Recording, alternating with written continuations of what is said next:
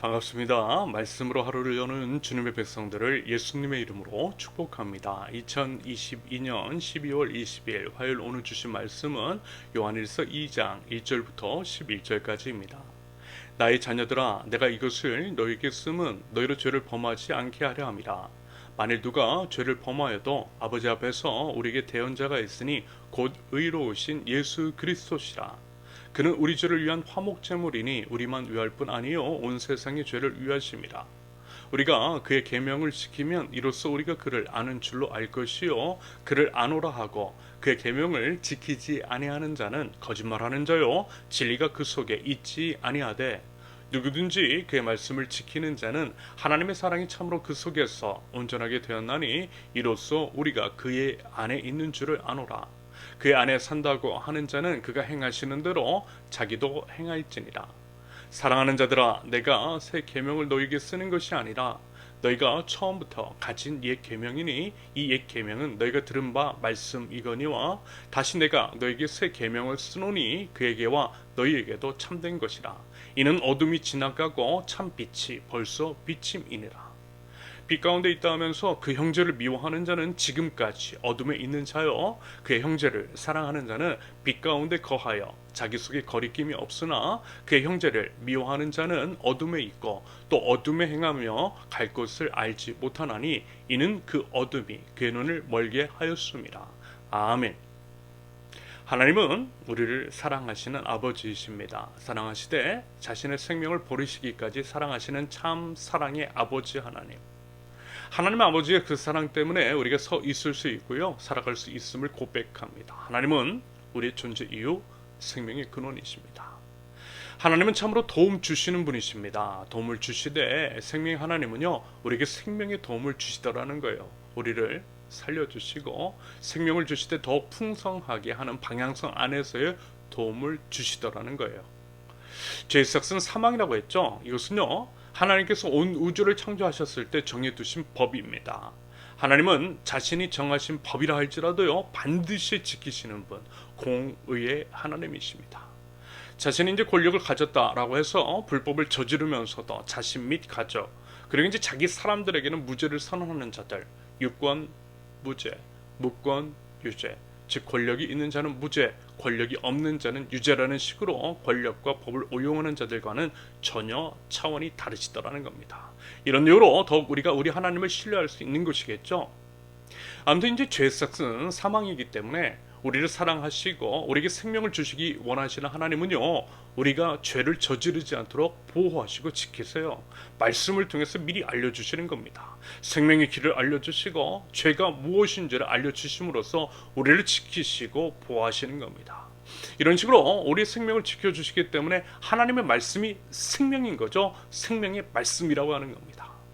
여러분, 하나님의 말씀을 지킬 때에 우리가 말씀을 지키는 것 같지만요 오히려 말씀이 우리의 생명을 지켜준다라고 하는 것 깨닫게 될 것입니다.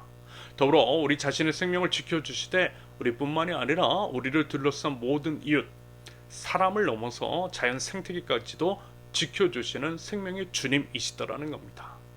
예를 들어 여러분, 이제 성경의 근본 원리, 하나님 나라의 기본 원리가 담겨있는 내 이웃을 내 몸과 같이 사랑하라 라고 하는 말씀, 예수님께서 늘 말씀하셨고요 몸소 실천하셨던 그 말씀, 사실 이 말씀의 의미가 무엇인지를 숙고하고 자연 생태계를 포함한 우리 이웃을 우리 몸처럼 사랑하기만 하면요 여러분 우리도 살고 우리 모두가 살 수 있음을 여러분 금방 아실 것 같아요. 여러분, 코로나가 왜 일어났죠? 그 주요한 원인 중 하나이고 지구가 멸망될 수도 있다라고 하는 그 원인이 된다라고 하는 기후위기, 여러분 결국 환경 오염 때문입니다. 자연 생태계를 약탈하고 착취했기 때문에 그런 거예요. 우리 인간의 욕심을 위해서 자연 생태계를 파괴하니까 그로 인해서 인류도 지구도 파괴되고 있는 거예요. 그러므로 내 욕심을 위해서 남을 죽이면 나도 죽게 되고 결국 우리 모두가 죽게 되는 거예요. 반대로 내 이웃을 위해서 차라리 내 욕심을 죽이면 남도 살릴 수가 있고요 나도 살 수 있게 되며 결국 우리 모두가 살 수 있게 되는 겁니다. 이것이 바로 온 우주의 왕이신 하나님, 창조주 하나님께서 세워두신 온 우주의 통치 원리인 것이고 창조 원리인 것이겠죠. 내 이웃을 내 몸과 같이 사랑하라 라고 하신 것은요, 나와 내 이웃 우리 모두를 살리시고 하나님의 생명이 풍성하게 하시기 위한 하나님의 의도하심이라는 겁니다.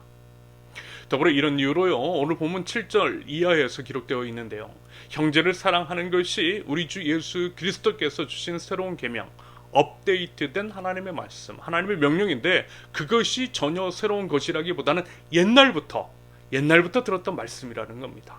방금 말씀을 드렸듯이 창조 원리 자체가 사랑이기 때문인 거예요. 사랑으로 창조하셨고, 하나님께서 창조하셨을 때 사랑해야만 모두가 살 수 있도록 애초부터 그렇게 설계하셨으며 온 우주가 작동하도록 만드셨기 때문입니다. 처음부터 태초부터 가진 옛 계명, 우리가 힘써 지키고 살아내야 할 사랑, 바로 그것입니다. 부디 하나님의 말씀을 지키는 것, 하나님의 말씀대로 사랑하는 것이 우리 모두가 살 수 있는 길임을 알아 더 힘써 하나님의 말씀 앞에 엎드리고 그 말씀에 순종하며 서로 사랑할 줄 아는 하나님 나라 백성들, 저와 여러분들이 되실 수 있기를 바랍니다. 그러면서요, 우리 하나님은 다 알고 계세요. 우리 연약함 다 아세요. 죄를 범하지 말라고 하나님의 말씀을 주셨지만 그 말씀을 또한 지켜 행할 능력이 없음을, 아무리 이제 죄를 짓지 않으려고 해도 결국에는 범죄할 수밖에 없는 인간의 연약한 인간의 본질을 다 알고 계시다라는 겁니다. 그래서요, 여러분 친절하게도 회복할 수 있는 길을 열어주신 겁니다. 회복의 길, 우리 주 예수 그리스도이십니다. 죄가 하나도 없으시면서 십자가 위에서 매달려 죽으신 예수님께서 우리를요, 하나님과 화목케 하셨어요. 죄의 삭은 사망이지만 이미 십자가 위에서 죽으신 예수님으로 인해서, 그리고 예수님 때문에 하나님이 우리를 용서해 주시더라는 겁니다. 살려주시고 다시금 기회를 주세요. 우리는 다만 그 예수님 믿고요, 회개하면서 나아가면 되는 겁니다. 그러므로 우리의 대언자이신 예수 그리스도, 우리를 화목케 하시는 우리 예수님 앞으로 나가고 우리 예수님을 의지하실 수 있기를 바랍니다. 예수님을 바라볼 때에 생명 있다라는 거예요. 더불어 우리뿐만이 아니라 우리 모든 이웃들도 예수님으로 인해서 구원을 얻고 생명을 얻을 수 있도록 예수님의 사랑을 힘써 전할 수 있기를 바랍니다. 참으로 우리 예수님은 우리뿐만이 아니라 온 세상의 죄를 짊어지신 하나님의 어린 양, 모든 사람이 구원에 이르길 원하시는 참 구원자이십니다. 한편 우리에게 이제 생명 주신 주님, 구원자이신 예수 그리스도, 우리를 살리시기 위해서 자신의 생명을 버리신 우리 주님께 사랑을 돌려드려야 하는 것이 마땅한 것이겠죠. 여러분, 그렇다면요, 어떻게 그 사랑 우리 주님께 돌려드릴 수 있을까요? 결국 같은 이야기의 반복인데요, 이 이야기가 성경에서 계속 반복되고 있습니다. 지금 이제 살펴보고 있는 요한일서는 특히 그렇습니다. 뭘까요? 사랑하라는 거예요. 하나님 사랑하는 자는 이웃 사랑한다라는 거예요. 우리는 이웃을 사랑하는 만큼만 하나님을 사랑하는 겁니다. 이웃사랑은요, 하나님 사랑의 척도가 됩니다. 그래서 내가 하나님을 얼마나 사랑하는지를 보려면 내가 이웃을 얼마나 사랑하는지를 가늠해 보면 되는 겁니다.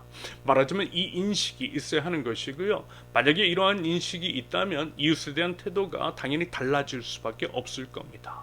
더불어 이 인식, 즉 이웃사랑이 하나님 사랑과 연결되어 있다라고 하는 것을 인식하는 것, 이것이 말하자면 믿음인 것이겠죠.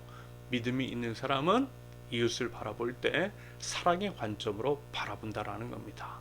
이웃사랑이 믿음의 행위임을 인식하며 살아간다라는 거예요. 더불어 이제 성경은 이렇게 말씀합니다. 3절부터 6절까지의 내용이 바로 그것인데요, 하나님을 아는 사람은 계명, 즉 하나님의 말씀을 지킬 것이래요. 당연히 그 계명은 이웃사랑인 것이고요. 당연한 얘기겠죠. 예를 들어 제가 이제 이런 얘기 참 자주 드렸습니다. 그리고 그런 원칙과 방향성에 따라서 살아왔어요. 교회는 생명 없는 건물 포기하고 생명 살리는 곳이라고 말씀드렸습니다. 그래서 이전에 있었던 모든 교회에서, 그리고 이제 지금도 교회 건축, 그것을 위해서 건축 헌금 약정서를 강요하고 기만과 술수를 부리는 것에 대해서 반대했습니다. 저를 아는 사람들은요, 제가 그런 사람인 줄로 알고 있어요. 저를 모르는 사람만 오해하고 판단합니다. 그런데 만약에 이제 제가 생명 없는 교회 건물 쌓는 것을 찬성한다고, 기성교회처럼 소유에 집착할 것이라고, 나중에는 뭐 똑같이 그런 행보를 밟을 것이라고 여기는 사람은 여길 것이라고 그렇게 이제 생각하면, 그럼 그건 오산이죠. 그런 사람은요, 저 잘 모르는 사람입니다. 그리고 만약에 제가 앞으로라도 남들처럼 같은 길을 걸어갈 것이라면, 그럼 생각해 보세요. 차라리 이제 진즉 남들처럼 했겠죠. 남들처럼 윗사람들 비비 맞추고, 그래서 이제 모교에서 파송도 받고 지원도 받으면서 건물부터 임대했겠죠. 이상한 소리, 거짓 모함까지 들으면서 아무런 지원 없이 나오지는 않았을 겁니다. 여러분, 하나님 아는 사람은요, 하나님이 좋아하시는 것, 하나님의 뜻, 하나님이 원하시는 것을 행할 줄 아는 거예요. 그리고 그것들을 선택합니다. 여러분, 하나님은 빛이시죠? 선하신 분이십니다. 그 하나님을 안다면요, 빛 가운데 행하고 선한 일을 할 것입니다. 반대로 어둠 가운데 행하고 악한 일을 하고 있다면 그것 하나님 모르는 겁니다. 아주 상식적인 판단이라는 거예요. 결국 우리의 삶, 우리의 행동, 우리의 선택이 우리의 믿음을 증명합니다. 우리가 하나님을 아는지 모르는지를 드러내고 있어요. 그런다고 할 때 우리는 과연 어떤 사람입니까? 하나님을 알고 또 사랑하는 사람입니까? 아니면 하나님을 모르는 사람입니까? 부디 하나님의 말씀, 진리이신 주님을 바로 알아서요, 그러한 알을 삶으로 온전히 드러낼 줄 아는 하나님 나라 백성들, 이웃을 사랑함으로써 우리가 하나님의 자녀임을 증명해 낼 줄 아는 저와 여러분들 모두가 되실 수 있기를 예수님의 이름으로 축원합니다. 함께 기도합니다.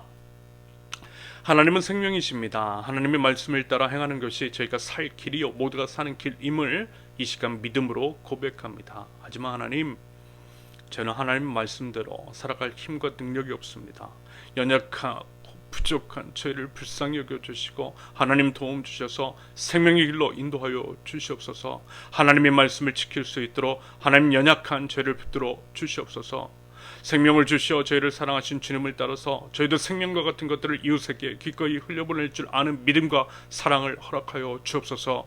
그리하여 저희가 하나님을 아는 자라는 것, 우리가 믿는 하나님이 사랑의 참 주님이심을 드러낼 줄 아는 축복의 통로로서 하나님 저희를 사용하여 주시옵소서. 예수 그리스도의 이름으로 기도합니다. 아멘. 하나님께서 오늘 우리에게 주신 말씀과 각자 기도 제목을 놓고 우리 함께 잠시 기도하겠습니다.